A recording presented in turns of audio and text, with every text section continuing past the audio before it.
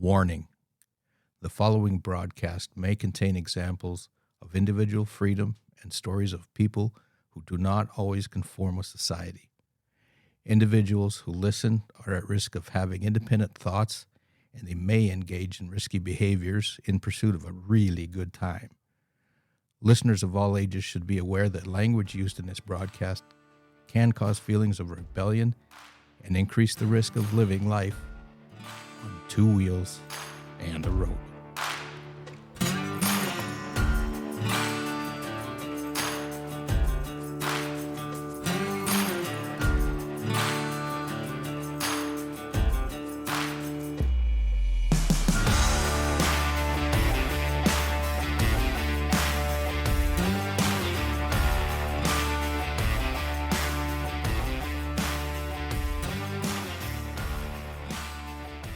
Welcome, everyone, to another episode of Two Wheels and a Road, where we're exploring the great roads of North America one ride at a time.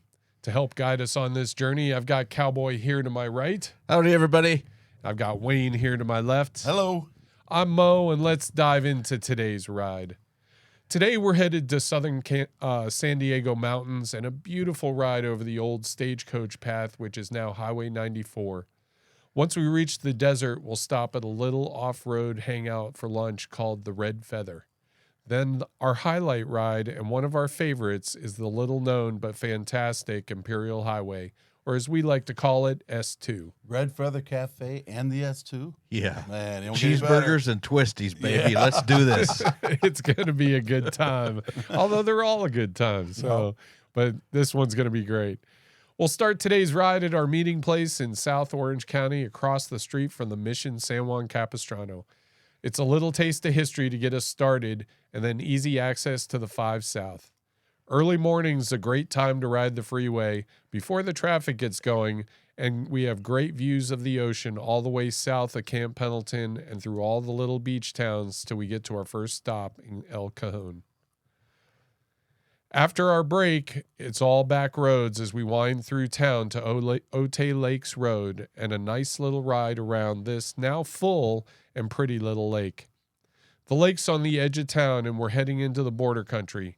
Mountains, views, and we even get some close-ups of the border wall with Mexico as we wind around on this old stagecoach road, which is now Highway 94, through Campo, and then further south on Old Historic 80. We might even come across some skydivers. We might. Oh, yeah. You're right. We do. Yeah. We see them out there. Those gliders, Yep. sometimes they can stray down that way too, yeah. Yeah. It's a very scenic little stretch.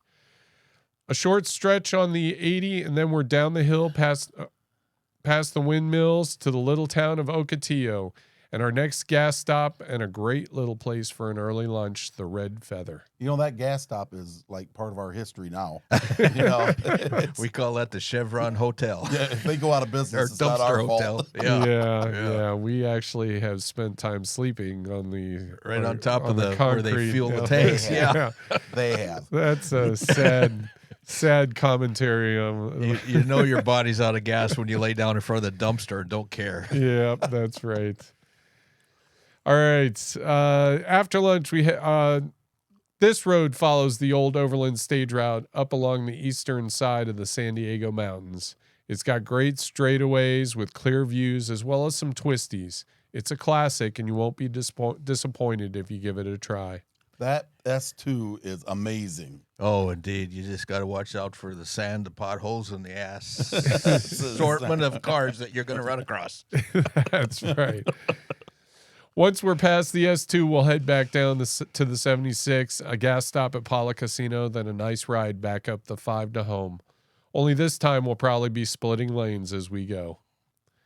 Also in today's ride, Wayne and Cowboy will join me to talk over a little history from our route, including what roadside hangout ended a 75-year run just recently due to state and county regulation changes. Yeah, what one did? That's a good one. Yeah, that's going to be fun to learn that. Yeah. Who were the brothers who fought off bandits at a store near Campo, and what happened to the bandits? And what famous writer traveled through the area on a stagecoach and had some entertaining comments about the ride? In the end, I'll join you back here with some notes from the road. All the maps from today's ride are available to download at twowheelsandaroad.com. You can find our channel on YouTube, Rumble, or download the audio version at Apple, Spotify, or iHeartRadio. And if you like our show, don't forget to follow, or even better, share with a friend. Now it's time for a quick break, and then we'll be back to talk a little route history.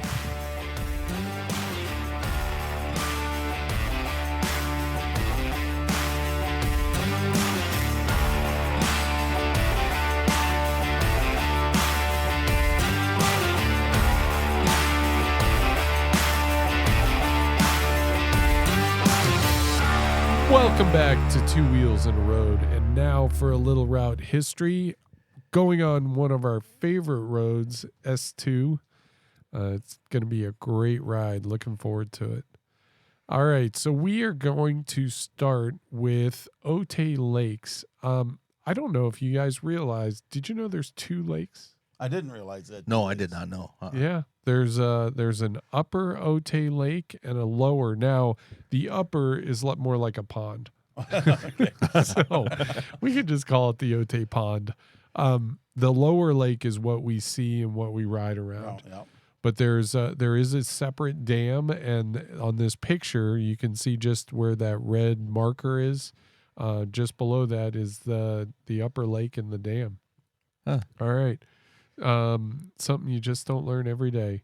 Yeah. Now, there used to be a road that went up to the upper lake, but it's not passable anymore. You can only hike. Oh, okay. So, which is part of the reason we don't see it, is we aren't going to go hike around in our leathers. And, What is this word that you say? Yeah, that's just kind of a pond. yeah. The lower Otay Reservoir was first built in 1897, and it was created the lake so that they could have hunting for the guests at the Hotel del Coronado. Oh, no way. Oh, sweet. Was it really? Yeah. That's they'd go out there and go hunting, and then they'd go back to the Hotel Del, and so you're talking about kind of the upper crust. Yeah. Sure. And they'd probably have the hunting dogs and everything out there. Now, I think on a previous episode, I think it was suggested that there might have even been bears in that area Oh, back yeah. then. Yeah. Yep, there were. In 1916, the dam gave way during a flood.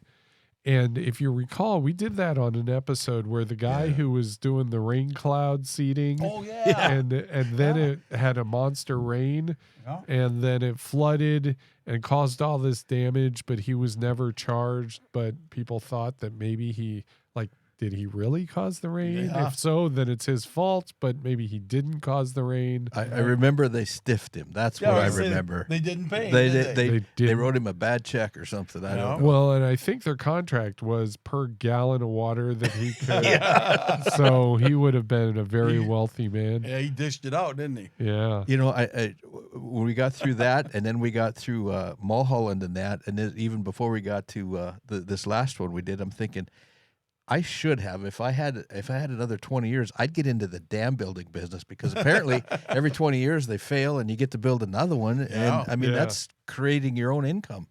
Yep. And they wonder why California has a water problem. So the dam was rebuilt and in 1934, and that's the dam that we see today. Oh, it's 90 years old? Yep.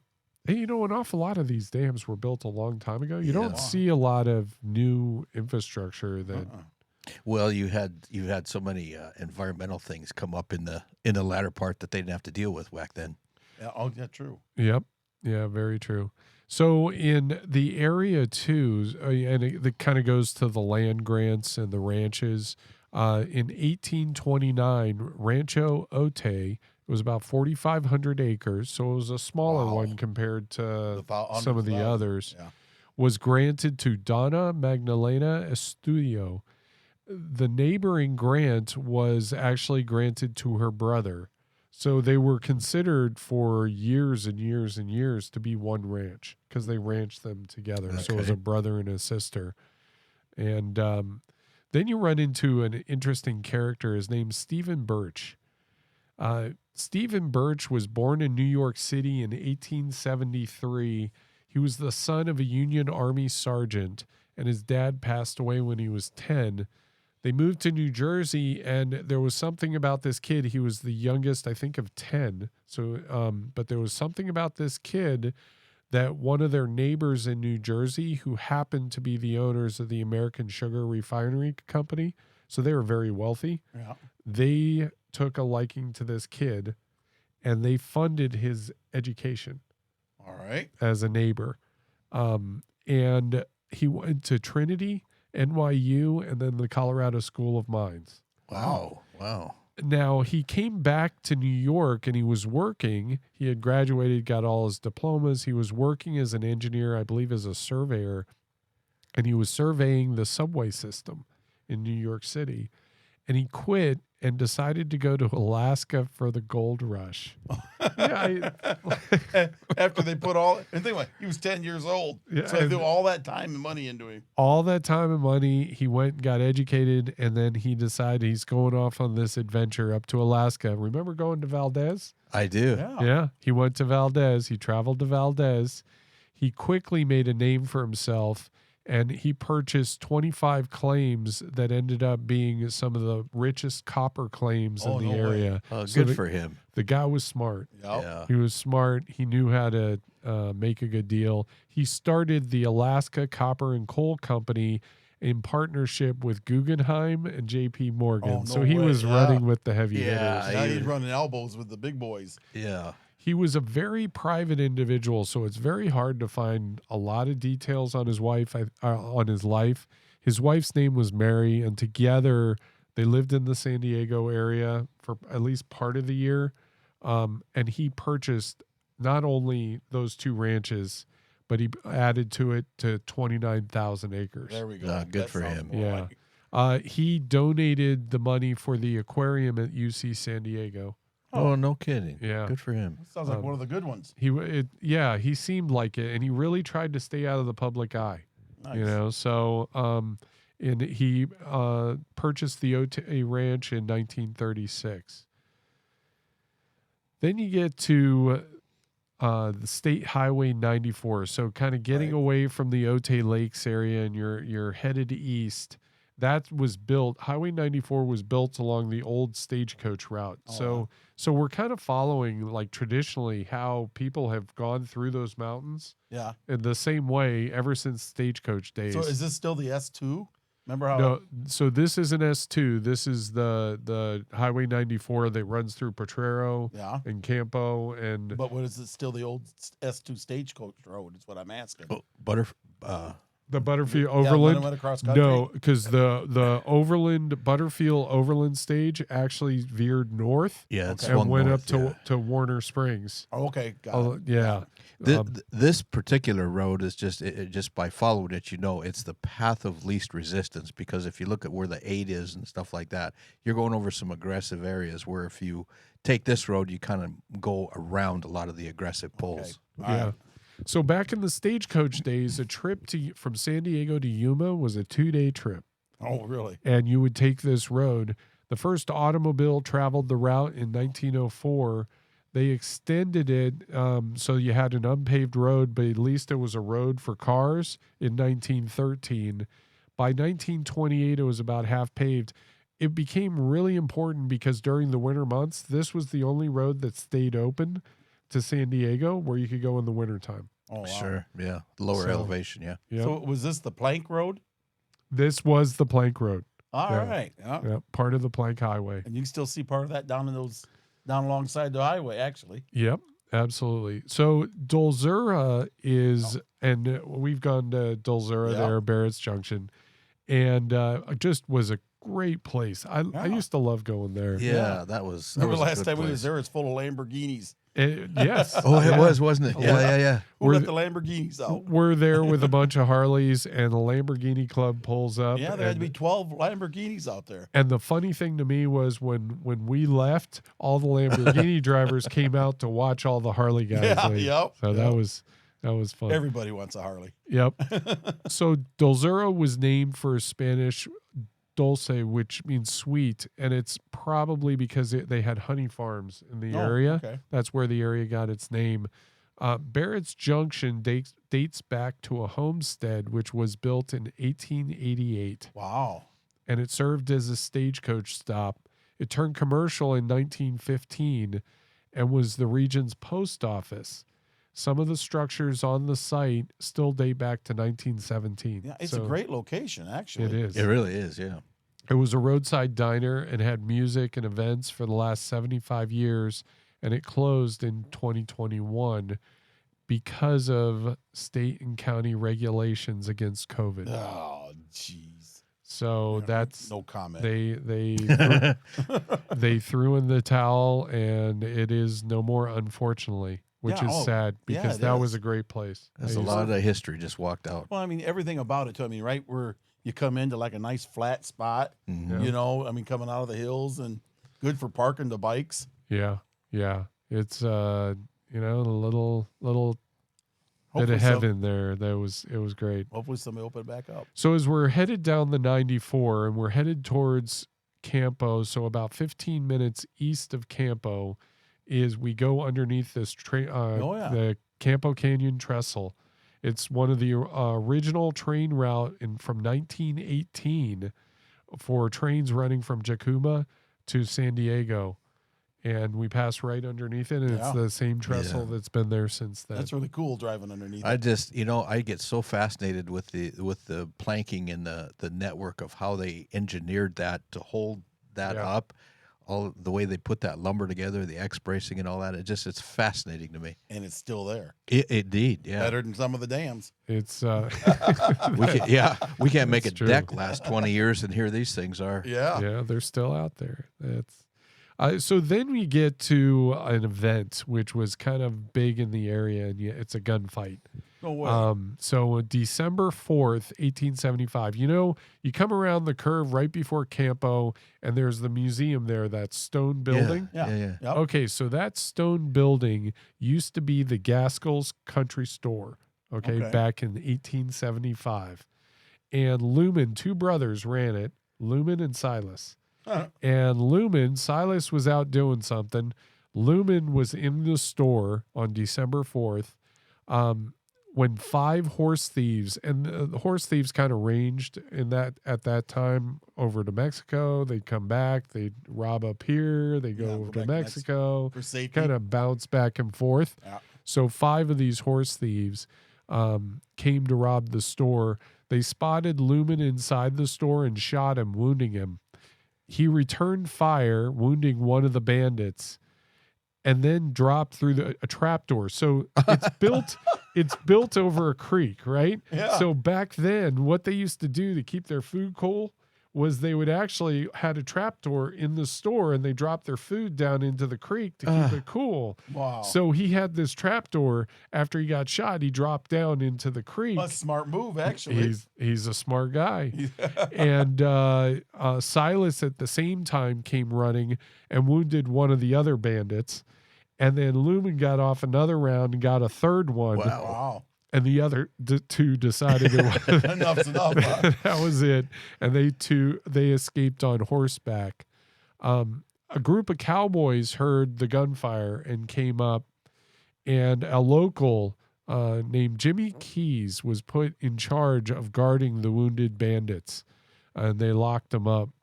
The cowboys were sitting around, lounging around now that everything had settled down, and they decide they're going to stay for the night, so they set up a fire, and they're just talking and everything, and they start feeding Jimmy Keys some whiskey, and Jimmy falls asleep, and then when he woke up, the cowboys were gone, the 3 bandits were hung.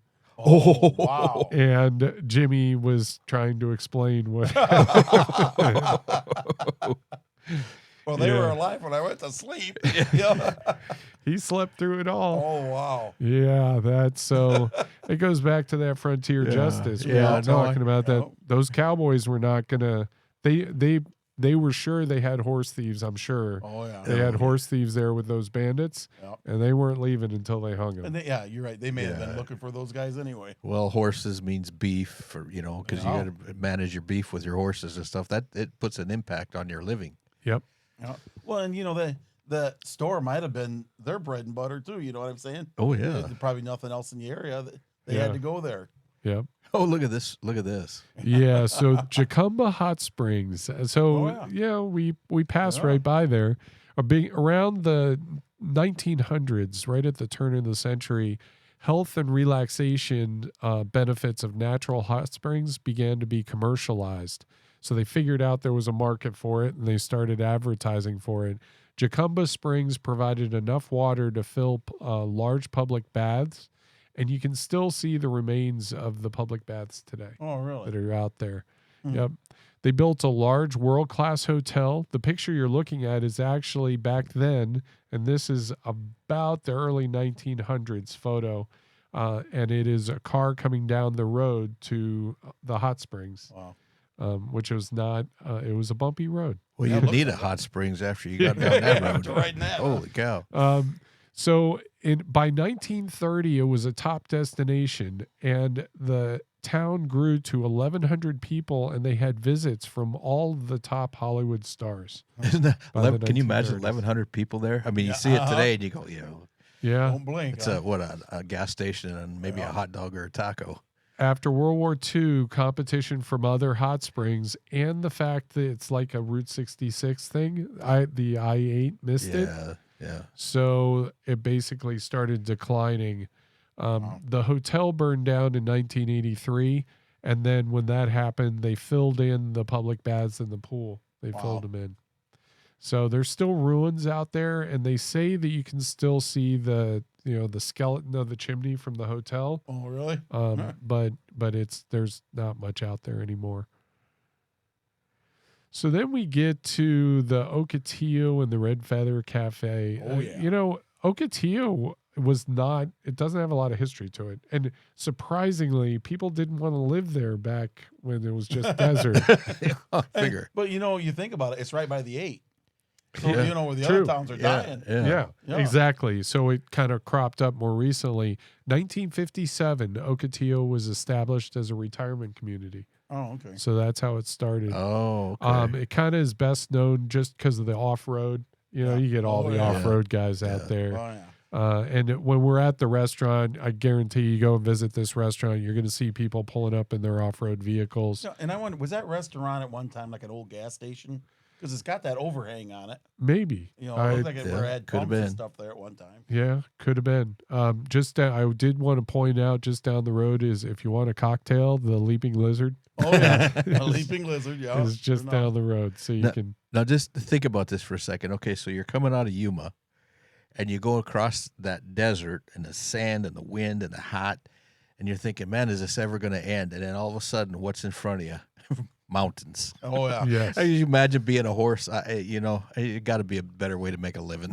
Well, and as you go up those mountains, I mean, they're windy. Yeah. And there's a drastic temperature change. Yeah. sure. Weather. Yep. So then we get to the old Overland Stage route of 1949. And this map here shows, and you can see in this southern part where the stagecoaches are, see those little icons for the stagecoach? That's the route of the actual stagecoach. So you can see that from Ocotillo going up, that's more recent. Okay. It's not following the traditional. That's a pretty cool map. Yeah, it is. it's a great way to show it. So the challenge for the wheeled vehicles was the sand and the horses. It'll wear out horses. Oh, yeah. I mean, just really quick, just walk in sand for a while and it'll wear you out. So the route was along the kind of that Overland Stage route was first used as a trail by the Spanish, and then it was a Mexican mail route in the 1820s. Kit Carson followed the route, and even Mark Twain wrote about it. He had a book called Roughing It, and it was just too funny. I had to. So I got a quote here from Mark Twain. He's riding in a coach, and he described it as swinging and swaying in a cage. He said it's an imposing cradle on wheels. And then he said, when we flew down one bank and scrambled up the other, our party inside got mixed up. First, we'd all lie down in a pile on the forward end of the forward end of the stage, nearly in a sitting posture. And in a second, we'd shoot to the other end and stand on our heads. The pistols and the coins soon settled to the bottom, but the pipes, pipe stems, tobacco, and canteens clattered and floundered, spilling tobacco in our eyes and water down our backs. It kind of gives you that visual of what it was like being put in a blender. So then you get to Box Canyon. We pass right by Box Canyon on S2. And so Box Canyon is kind of an important marker because the Mormon Battalion was the only, and it kind of goes back to a little bit of history. We mentioned the Mormon Battalion when we talked about Yuma and crossing the Colorado River, and now they've moved here. So the Mormon Battalion was famous because they are the only religious unit that's ever served in the military. Oh, really? In the U.S. military. Yeah, the U.S. military has always been non-religious. Yeah. You know, but they were a religious unit and part of it. During the Mexican War, the unit was making its way over the Overland Stage route, so right that same path, and it became blocked by the steep walls of the Box Canyon. They cut their way through for their wagons, and that opened up this path for stages to be able to use it as a stage route to get into Southern California. It was later renamed the Southern Immigrant Trail. Oh, yeah. Yeah. I think we've seen a sign or so somewhere around there. It's an immigrant trail or something. But the Mormon Battalion are the ones that broke their way through that Box Canyon, and that's what opened it up for the wagons. And that's kind of one of the funner parts of that ride right there, too. Yeah. Right in that area. So then you get to Agua Caliente State Park. And that's where, so there are naturally occurring hot springs. Yep. And again, kind of just like Jacumba, the hot springs were a big deal back then. And you imagine after Mark Twain's description, you're riding in that coach. We're going to sign up for that. And then all of a sudden you get to a hot springs and you could, have a bath and relax a little bit and rest. And the waters are naturally heated. Yep. So they built a spa and a resort there. And today the springs are still there. Yep. They have 3 swimming pools that are fed by the springs, and you can choose between 3 temperatures. Yeah. Oh, really? Yeah. Now, these springs are not mineral springs. So some people like the mineral springs because it's like healing. Right. Yeah. These are not mineral, but they're supposed to be really nice, relaxing. Yep. It's a nice spot. I've gone up in there a couple times. They got cabins you can stay at. Yeah. They got a nice camping area. And they got a real nice, like a walking path. Yes. You can go up. Yeah. Now, is this the area where allegedly there's a ghost that hangs out there? That's down the road. Is that further down? Okay. But this is the area by the airport. Okay. I was going to mention that it's become popular enough that they built an airstrip so that the luxury class can fly in on their private jets. Yeah, it is a nice spot, nice and clean. We actually were on a ride there one time, and we did see a plane come in and land there. Yep. Really? Yeah, I've never seen a plane land there. I watched him circle and came in. Huh. But if you're going to stay there, just you got to book ahead because it's always full. Oh, really? Oh, really? Yeah. It's a popular spot. I tried me and Donna was going to ride out there and go try the hot springs out. Yeah. But it was booked. Wow. Yeah. Wow. Here's a quick story about being out there by the airport. I was riding one time, and I seen these 2 dots. I thought, well, look at those little birds. And those dots kept getting bigger and bigger, and it ended up being 2 military aircraft flying low. Oh, and really? They were getting it through there. I mean, it was a rumble. Like, I thought, wow, cool. Of course, you're by yourself. Now I'm looking around saying, nobody else seen that but me. So then we get up to Vallecito Springs, and that was a stage stop. So now we are on the Overland. That's what you were talking about. Yeah. Was it? Okay, mind the spot now? Okay. Vallecito. In 1782, Pedro Fages was a Spanish commander, and he discovered the springs at Vallecito. It was later used as a campsite for other travelers, including Stephen Kearny and the Army of the West, which was the war with Mexico. The Mormon Battalion brought the first wagons to the springs. In 1850, the Army set up a fort in Yuma, but they needed a halfway point to the coast, and Vallecito Springs became an Army substation. I can see that. Yep. In 1888, the last family ranching and living in the sod house moved out. Oh, wow. And there is that rumor. You probably know more about it than I do. Yeah, that Other- Russian mail lady. Is that what it was? Yeah, it was a Russian mail lady, and she didn't. She actually made it to there, and then she died there. And what'll happen is people be out there camping, and they'll say they see her image walking around out there. Her grave is out there. Oh, wow. really? Yeah, so Cool. and it's really a cool spot because if even like when we cruise by, they got real nice bathrooms. You can pull in, stop. You can go inside the building, and it's still set up like it was before. Yeah. So you can see that. And not only that, though, they have a lot of nice campsites and stuff. And you can on down the road a little bit, they have it set up where you can drop your horses off, and you can ride horses out in there. Ah, So Huh. yeah. But one thing they have there that it's a little board there, and it talks about all the snakes. Of course, you expect rattlesnakes, but I never knew there's a desert python. Oh, Have really? you ever? Yeah. I'm no, like, never heard of that. Yeah, Yeah. I don't need no big snake out in the desert.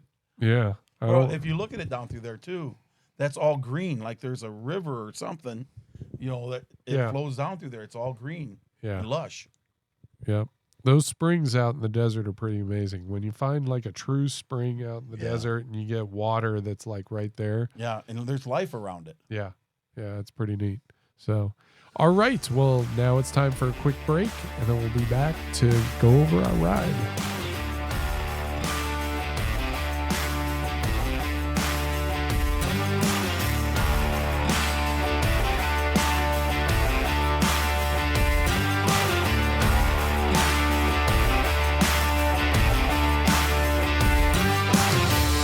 Welcome back to Two Wheels in a Road, and we are out on location here on our great ride for S2.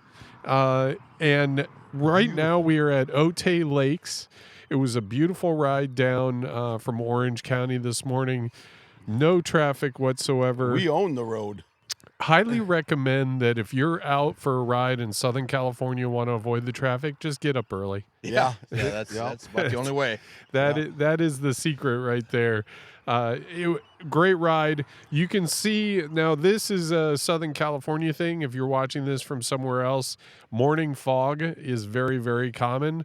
You will see as we get closer to the desert, this will all clear away and it'll be blue sky and beautiful. So nothing to worry about here as far as weather. Lots of birds, beautiful lake. Mountains. One of the things that really strikes me about and a lot of the rides around here is you're going through these metropolitan areas. There's millions of people. There's 5 lanes of traffic each direction. And then all of a sudden, the road narrows down to 1 lane and the civilization just stops. I mean, the line, you can see the line right up there of the houses. Yep. And you come around that corner and there's nothing ahead of you, and it's the greatest feeling in the world. You're in the wilderness. Yeah, a 2-lane black road. It went Yeah. from 5 to 2 lanes. Yeah. Yeah, and it's not that far. Yeah. It's everybody hugs the coast, and then it's not that far, and then you're out just kind of in the open, Yep. enjoying the roads. Yeah. And Beautiful. beautiful scenery, wildlife, everything. It's gorgeous. And these are nice roads. Yeah. Oh my gosh. Yeah, these really are. So we're gonna. We had coming down here to Otay Lakes. This is our first stop, and then ahead of us, we're going to be doing Highway 94 all the way through, which is a beautiful road. This is the old stagecoach road, Yep. which we had talked about Yep. in our history. And so it's going to be kind of fun seeing all those stagecoach turns Yeah. around. Instead of the freeway, which plowed right through the mountains and cut off the mountains, the stagecoach goes around not only the mountains, but sometimes they'll go around a big tree.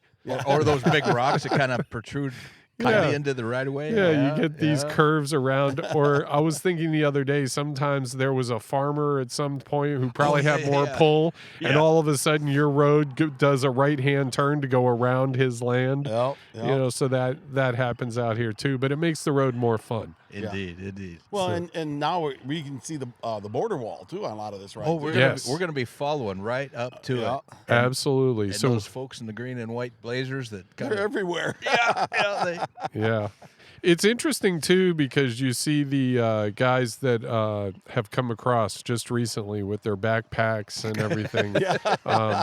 So standing, and usually they're standing in a group on the side of the road, like waiting to be picked up. I guess. How's that happen? No comment. Very unusual. Otay Lakes, and you remember too from the history. This is the lower Otay. There is the upper, which we passed by and looks. It's a lot smaller. It's more like a pond. Yeah. But it's just on the left side of the road. If you go past, the dam is highly graffitied. I would say. Decorated. Do we call that artwork? Art. No, it's artwork. Yeah. Apparently, they're doing it in downtown LA, and it's called art now. So Art we have Deco. to change our words. Yes, that is the style, the Art Deco style. But it is just down the road here, just around this corner. Yeah. And you can hike up there and see it if you're in the area and feel like getting out and stretching your legs a little bit. And then, of course, this is the lake where, and I'm forgetting his name. Who's the rainmaker? What who was that flooded? guy? Oh my gosh. That. You know what? There's an episode that we can watch that'll give We'll us have that to back history. that up. If only we knew somebody who knew history. But anyway, this is the lake where the rainmaker the dam gave way and this flooded, and unfortunately a whole bunch of people were killed. It was a major disaster. But now it's just a very beautiful lake. Yeah, very serene out here. Yeah, very nice. Well, and down the road you got a airport with skydiving. That's right. You may see skydivers falling, or not falling, but Yeah, floating from the sky. Hopefully not. Yes. So, all right. Well, then we'll pack it up here, and then we'll check back in when we get up to Jacumba at the hot springs. All right. Back in a minute.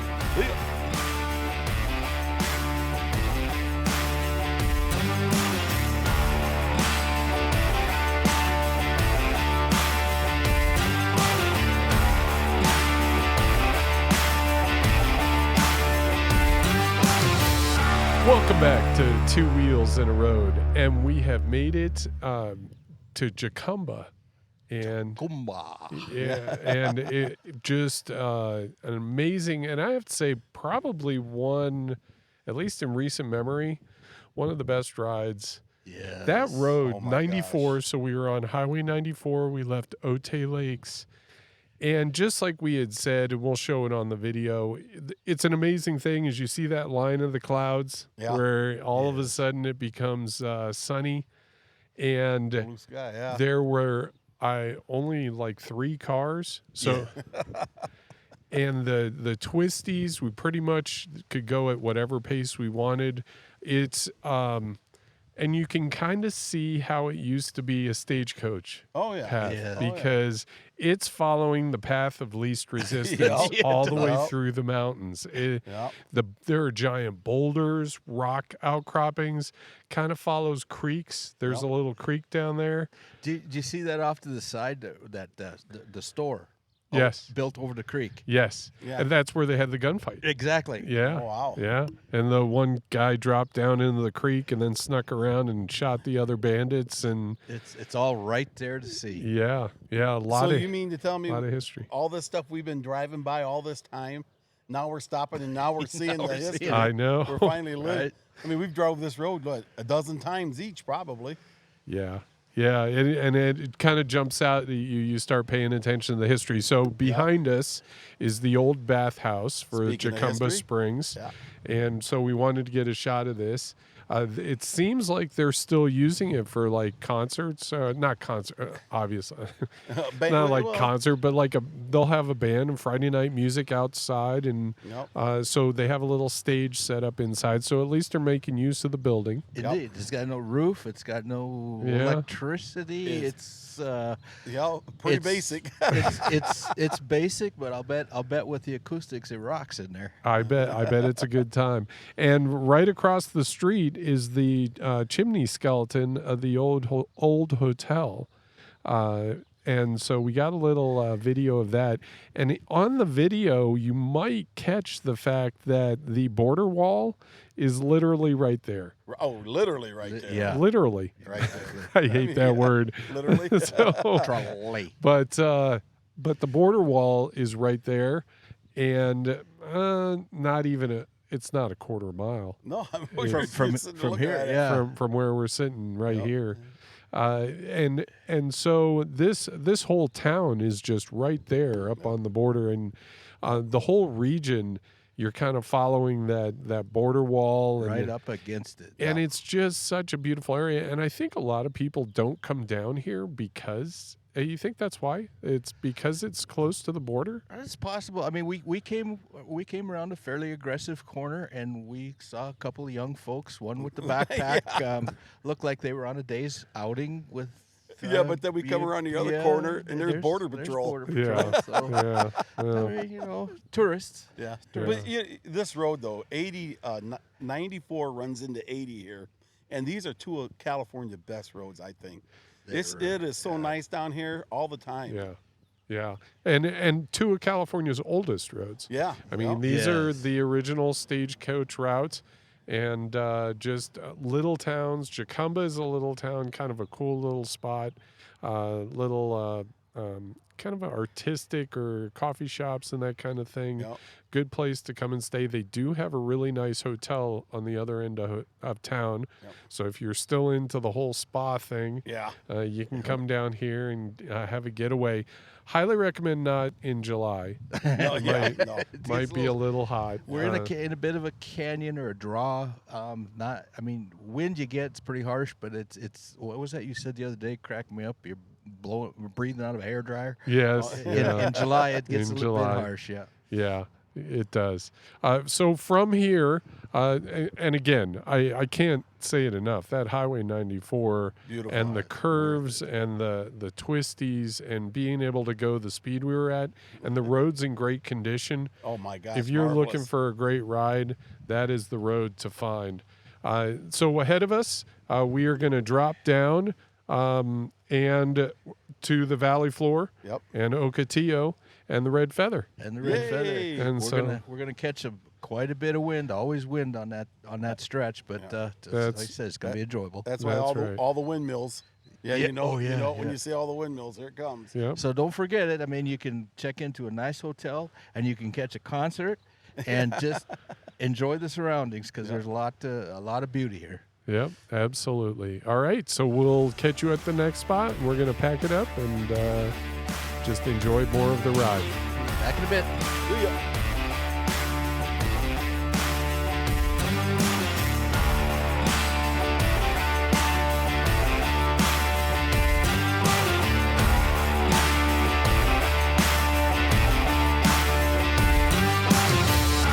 Welcome back to Two Wheels and a Road. And we are out here, and this is a fantastic historical spot. Oh, my This gosh. is Box Canyon. We are on S2, one of my all-time favorite roads. Yep. Definitely one of my favorite desert roads. Oh, Yes. indeed. Yes. I mean, it just doesn't get much better. it's perfect. So the last time we checked in, we were in Jacumba, and then dropped down into Ocotillo, stopped at the Red Feather, Yep. and that was somebody had to have a cheeseburger. and I- Chasing the cheeseburger. who am I to say no? But you know, and I could be wrong, but yours almost looked like two cheeseburgers. it was big. So we got a little food coma going on, and but had a great time. It was beautiful, not windy at all, which was unusual for Ocotillo. Yes. And nice, and it was very nice. The weather was just about perfect. In the desert, 80s. It feels at least 10 degrees cooler. Yeah. I mean, it was just very comfortable in Yep. the shade. Sat outside, and just had a great time. Then took off on Imperial Highway S2. Yeah. Went past the windmills, and that's always a cool sight Yeah. to see all those windmills spinning out there. And it is just, it's hard even to describe. I just can't recommend strongly enough. Come out and ride this road. You go from straight through the desert, and there's all sorts of plant life around. And then you get to these twisties. Oh, yeah. And there's that one where it looks like you're going off the edge of the cliff, and then it cuts back around. Right.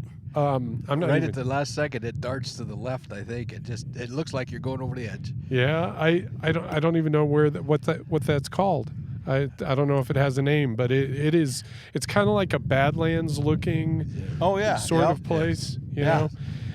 Come around, so you've got some real tight twisties there, but they don't last for very long, and then you come out, and so it's like twisties, you get down, you're at the bottom, you kind of follow riverbed. Kind of like in a box canyon area right down through Kind there. of like a box I've heard canyon. that. Isn't that something? Da-da-da. And it's easy to get distracted looking at all the scenery. I'm telling you, Yeah.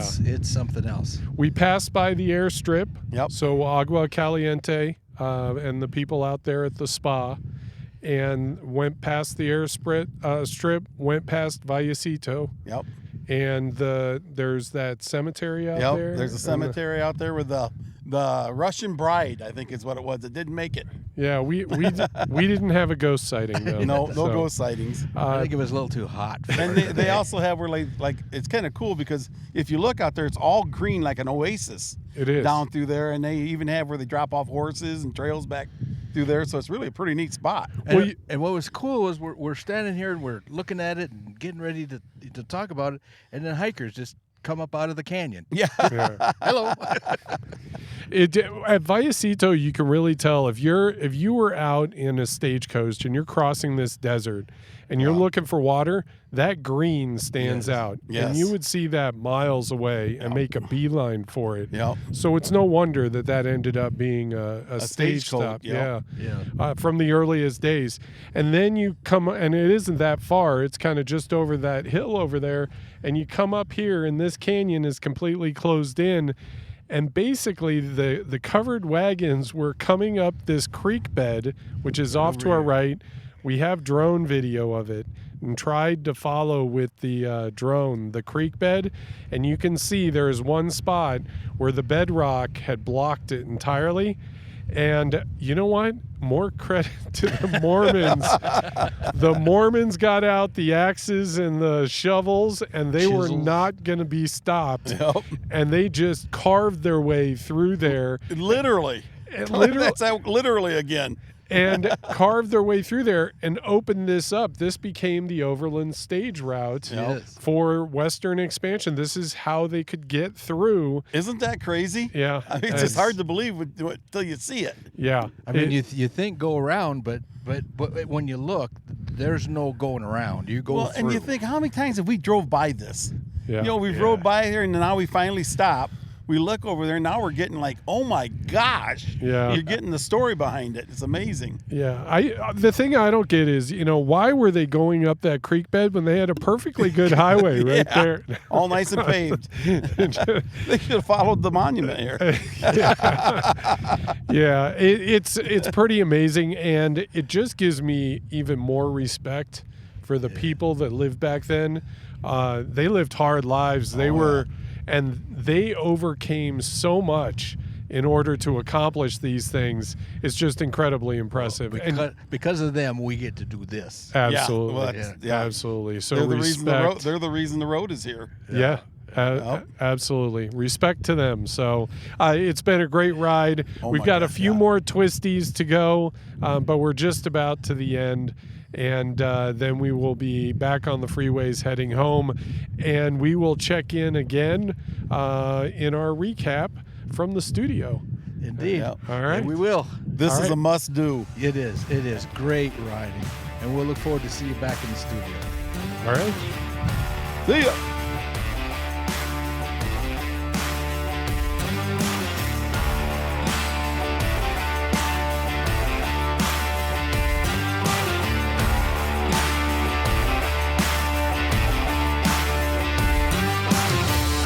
Welcome back to Two Wheels and a Road. And here we are back in the studio to recap a great ride on S2, Oh yeah. Imperial Highway, and Highway 94. Yes, 94. I have to say, I think I said this at one of our stops, and maybe it was at the bathhouse. 94 is one of my favorite roads. Yep. And we had a phenomenal ride through there. There's just something fundamentally off when you have three bikers in a bathhouse all in the same center. I wasn't the towel bitch, if anybody's wondering. Yeah, no, it wasn't that kind of bathhouse. I heard you say that the other day, and I went, huh? Yeah. Wait a no. minute. Yeah, it was that 94, and we were lucky because we really didn't have anybody in front of us, Yes. and so we were galloping. That was so much fun. What was it? Otay? It's Otay Lake. Otay Lakes. Yeah, Yeah. right from there on down, that road is fantastic. Yeah. Well, our bikes got to work out, and that's what's fun. It's just Yeah. like you just twist the Yep. throttle. You And- use that side of the tires that you're going to use all the time. Yeah. The passing through Barrett's Junction Oh, and yeah. seeing that, I think we got a little drone video there of that Yeah. valley, and that's sad that Yeah. that place, because that was a great place. Oh, it's perfect I stopping loved eating spot. there. I did too. Yeah. You know, the S2 and this road we're talking about was one of the when I first joined the chapter of Orange Coast Hog. That was one of the first rides I went on. Oh, really? This is exactly why I joined the chapter, because I moved into this area. I knew nothing about roads anywhere or anything Yeah. like that. And it's okay, I'm going to join the chapter, pirate all their roads. This was the first one. I thought, boy, did I make the right call. Yeah. This is great. That was No. very similar with me. Is when I joined the chapter, is I knew only the freeways. Right. I didn't really know Southern California, and then all of a sudden I started going on these chapter rides, and they opened up a whole world of roads that are out there, and it hasn't stopped. And it hasn't, and you'd think it would. Yep. Nope. Yeah. I remember having a conversation with you, Mo, one time when you said a big ride to you used to be riding over to Temecula. Yeah. From- Yep. That's that was a long time ago, but yeah, when I first got my Softail, when I first got the Softail, I used to think, this will be so great, is me and my lovely passenger could hop on the bike and ride all the way over to Temecula. And, On the world famous Ortega Highway. yeah, and then I remember thinking about that as we were up in Alaska, and I'm like, yeah, I think I went to Temecula and kept going. And you were in Alaska with the same Softail. I know. Oh, yeah. I know. So the last time we checked in was at Box Canyon, which I have to say was one of the cooler historical experiences. Yeah. Sitting out there and then getting the drone video Yeah. coming up the path where you can see the cutouts. Yeah, that was awesome. That is pretty phenomenal. And you think of those, and I can't say it enough. I know I said it there. Respect to the Mormon Battalion, that when they ran into that rock wall, they didn't just turn around and try to find another path. They dug out the shovels Yep. and they went to work on that. And that's solid rock. Yeah. Yes. And they chiseled their way through there. That's pretty amazing. That's the pioneering spirit. Yeah, it is. Yeah, it's like what we were talking about up there on the hill. We said, okay, what are your choices? I mean, you're going to turn around. You really, you still got to get through there. So, Yeah. Yeah. I mean, then there was no alternate path at that time. It just was Right. you just Right. go. At that time being the key word. Yeah, Back in those days. We can make it fit. Yeah. we can do this. Yeah. That was pretty awesome. Well- So Well, the other thing I thought was kind of cool too is we're sitting there and we're doing the drone down through there, and all of a sudden 2 people pop up out of there. Yeah, I Yeah. thought that It's- was cool. Where did they come from? yeah. You know? Yeah, It's like, where- they came out of there and friendly young men Yep. with the young lady hiking. They were hiking in there. They were looking for Box Canyon. yeah. Yeah. Not realizing they were smack dab in the middle of it. Yeah. Yeah. Yeah. Yeah. We Yeah. showed them the plaque to prove it. Yeah. Yeah. Yeah. Wonderful couple. I hope I gave them a card. I hope if you're watching, shout out to you. Yeah. Yeah. So we from there and actually we don't really cover it here, but it is a beautiful ride back. Oh, So yeah. we went up that San Felipe up to the 76 and then 76, and 76 is beautiful. Right. And all the way stopped at Pala for gas, and then kind of split in lanes down the 76 and made it home Yep. in no time. But just great day riding. So favorites. Oh, I guess it's hard for me. S2 is one of my favorite roads. I hate to just leave it all expanded out like that, but on a day when I don't have nothing to ride, I'll go down S1 and come, or I go down S2 first in the morning, because it's riding through the desert in the morning. It's just beautiful. It is. And then if you cruise on up the hill and come back up S1, it's just that's a 400-mile day. It's beautiful. Yeah. But I am going to narrow it down a little bit. Red Ocotillo, the little cafe there. Yeah. I've never had a bad burger there. Yeah. It's always been great, always good. They're good, the salt of the earth people. You know what I'm saying? These little cafes are the ones that I love, that are littered all over America, that I hope never go away. Right. You mean the Red Feather? Red Feather Cafe. Yes. Red Feather. I said Red Ocotillo. Red Feather Cafe. Well, we knew Yeah. what you meant, though. Yeah. We've The been red enough. building there that looks like you might get something to eat. Yeah, the one down from the lizard place. And they the lizard The place. leaping lizard. Yeah, the leaping lizard. Yeah. And they have tater tots. They have great tater tots. So there's some, in my book, there's regular restaurants, and then there's restaurants that have tater tots. That was great. Yep. Yeah, S2. How about you, Cowboy? Okay, so the Red Ocotillo. Yeah, that was. Okay, so when we were ordering, and the nice lady behind there, and she was whooping up, and she was stirring, and she was adding, no kind of measurements or anything, just adding. She was making some recipe, and then I asked her, I said, "What are you making?" She says, "This is the sauce that goes on the burger." And I said kind of half to myself, and I said, "I'll bet you're going to share that recipe." She just looked at me and just kind of gave me a wink and a smile and kept on stirring her stuff. So she's got a secret sauce there that she's not going to share. Wow. Oh, Yeah. that's And awesome. I thought that was pretty cool. But of course, S2, I mean, there's not a bad spot on the road. I enjoy getting up, and as you get up on the tops, and then you do your switchbacks as you kind of come down and around and that, and there's just not a bad view anywhere there. Yeah. It's pretty. It's a different kind of wildlife. It's it's more the things that survive in the desert with no water and things like that.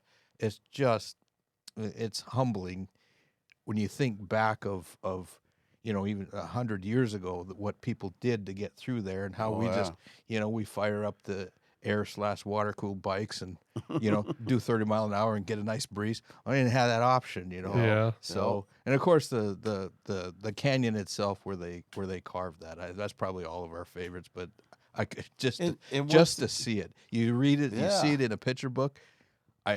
I got a kind of a firsthand look at it, and then being able to see it with you guys was just amazing. So, And how many times have we drove by that? Yeah. Once Exactly. again, one of those spots. You know? we Yeah. just keep driving All by. these times Yeah. we drove, Yeah. have ridden past there and never stopped, Never. and then Yeah. all of a sudden now to see it and have it kind of come to life. Well, I had How stopped about at you, the Box Chris? Canyon. Oh, sorry. Oh no, Mo. go ahead. Or Cowboy. I had stopped at the first plaque. I didn't know there was a second one. Yeah. That Yeah, was it. exactly. Yeah. I never knew. Yeah. I never even knew there was a first one. Well, I'm always paying attention because right about there is where you get the big the gouge marks because people come Yeah. over too fast Yeah. and their cars bottom out. And so I'm always kind of paying attention to the road right there. Yeah. I didn't realize you guys all this whole time were like looking off to the side. And yeah, so I have to say Highway 94, that stretch where we went with no cars in front of us, Yeah.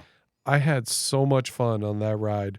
Highly recommend in the morning, a Sunday morning where you can get out there where there aren't any cars. Yeah. And that stretch too, I think part of it is because it's an old stagecoach road where it kind of has a certain curves where they're going around things and in between things. Yeah. And then they come over here because there's a gorge and they have to go down, and then you see the giant trestle. Oh, yeah. Yeah. And you go through that one, it's not really a tunnel, but it's under the train tracks. Yeah. And it's the old stagecoach route. Yeah. And to me, I love that. And then to ride it at the, not that we went an unsafe speed. Yeah.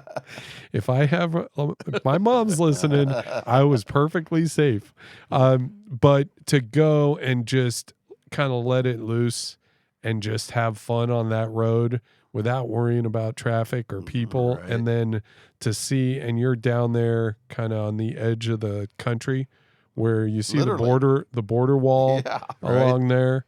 You We did wave. see some backpackers. You wave to the guys with the backpacks that are waiting for their ride from the Border Patrol. Yeah. But that was my favorite, hands down. Well, if it makes any if Mrs. listening, I couldn't tell from the back that he was enjoying that ride at all. He held it well. His bike was not hitting those corners, and I saw mostly no sparks, and that's why he was very, very safe. Mostly no sparks. Mostly. That'll reinforce confidence right there. Mostly no sparks. I did have one curve where it woke me up because I scraped pretty good. And those are easy. Those are easy to scrape on if you want. If Yeah. just leaning into them. Yeah. Then 94 goes right into 80. Yes. Which is just a beautiful ride. It's just it's a twofer. Yeah. Yeah. That's That is the a whole wonderful thing. ride. I mean, you go right onto 80 like you don't even have to cut the throttle hardly. I would have to say that of all the rides that we do, and an awful lot of, I mean, we get around a lot of different places around Southern California and other areas, but this is probably one of the least known, Yeah. I would say. Yeah. And it's kind of off the beaten path. You don't catch a whole lot of people, maybe from locals in San Diego know it, but to do that loop like we do Yeah. is just a fantastic ride. So highly recommend it to everybody. Yes, highly recommend that one. All right. Well, with that, we will be back with some notes from the road. See ya.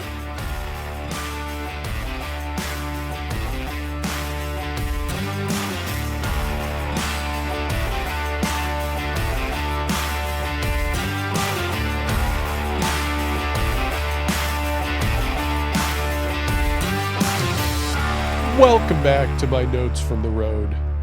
Southern California is one of the greatest riding areas in North America. Not only do you get beautiful scenery, sandy ocean beaches, wide open deserts, ranch land, wine country, or mountains and forest, but you get an area filled with a deep, rich history. Study that history and you'll learn how California that we see today was woven out of influences from native tribes, Spanish explorers, Jesuits and their missions, trappers, gold miners, Dust Bowl refugees, or modern-day immigrants.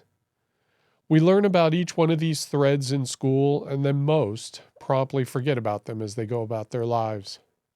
Sometimes the best way to understand history isn't by looking at the major events, but instead, like Rudyard Kipling said, if history were taught in the form of stories, it would never be forgotten.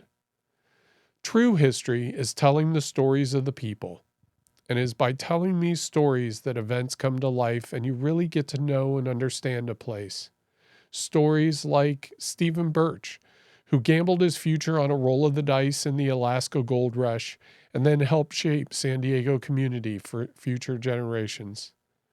Or Mark Twain, who traveled a similar route to today's Highway 94 and then wrote the hilarious description of riding in a stagecoach where the passengers got tossed around like they were in a blender. Or the Jacumba bathhouse, where people relaxed and healed themselves for the last 100 years. Or the Gaskell brothers defending their store in a shootout with border bandits. Or the passing of the local hangout at Dulzura due to COVID regulations, a place that was a community fixture since the early 1900s. Or those brave souls who made up the Mormon Battalion. Through these stories, today's ride became more than just a trip down a great road with beautiful views. It was a journey through time. We followed the paths of our forefathers, saw the world they saw, and had just a small bit of insight into what life was like for them. Riding miles across the desert, we could get a glimpse of what it was like to march across that hot, empty country. You could imagine the wagon train, the teams of horses, the men and women who knew they were close to their goal and pushed onward. When we stood at the end of Box Canyon and saw the wall of bedrock, you realized the spirit that it took and the will of those people, who at that key moment, when faced by an almost impossible obstacle, didn't give up. But instead, they reached down, grabbed their shovels, and started swinging away at solid rock. Our history, our story, is one where our ancestors were swept down the road and their adventures shaped this country for all of us to enjoy. Today, every day, we are blessed to be able to step out the door and explore the world that they created. Isaac Newton said it best when he said, "If I have seen further than others, it is by standing upon the shoulders of giants." Have a safe ride this weekend, and we'll see you next time on Two Wheels and a Road. Come on, guys, let's ride.